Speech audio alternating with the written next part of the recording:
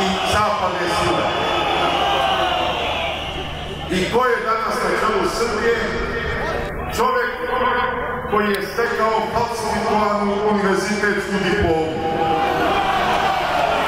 Može li to Srbija da trpi? Znači, naša deca da studiraju, da uče, da spremaju ispite, a on nikad nije video ni fakultet gde se nalazi, na kome je stekao diplomu. Nikad nijedan ispit nije polagao. Čim je taj nesrećni Tomislav Nikolić postao predsjednik Republike, počeo je da deluje odlikovanja. Ne kaže, dao je odlikovanja i mnogim zaslužnim ljudima. Ali u nekoliko slučajeva ponizio je Srbiju do kraja. Čak je odlikovao onu ustašku profutnjaču Mariju Crnogoriju. Ko je Marija Crnogorija? U toku Drugog svjetskog rata bila je prvakinja Hrvatskog narodnog kazališta u Zagrebu. Bila je članica ustaške mladeži.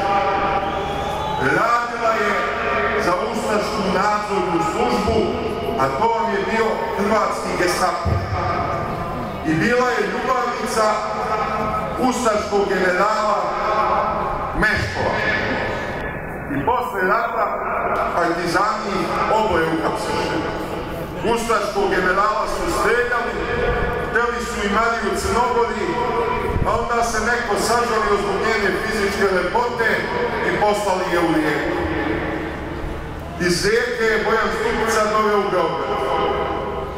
A onda, na kraju životnog veka, odlikovao je bivši četnički vojvoda Tomislav Nikolić visokim stepenskim odlikovanjem. Pa smije li takav čovjek da ostane na funkciji predsjednika Republike? Čovjek koji rukama i nogama gradi sve što stigne. Nekad je bio pošten, nekad je bio častan, nekad je bio skroman. Šta je u njemu pobudilo tu pohlepu? Amerikanci su mu pristupili njegovoj obradi s velikim timom naučnika. Sagledavali slabe tačke u karakteru, u misalnom sklopu i u odlučnom momentu krenuli i uspeli. Kod Vučića je bilo nešto slično. Doduše ne može se reći da je falsifikovao diplomu, ali i on se sugeranski odnosi prema svim srpskim neprijateljima.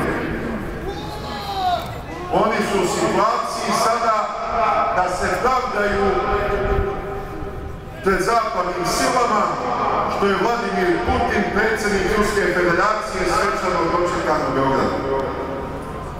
Prvo, nije dovoljno Vladimira Putina svečano dočekati.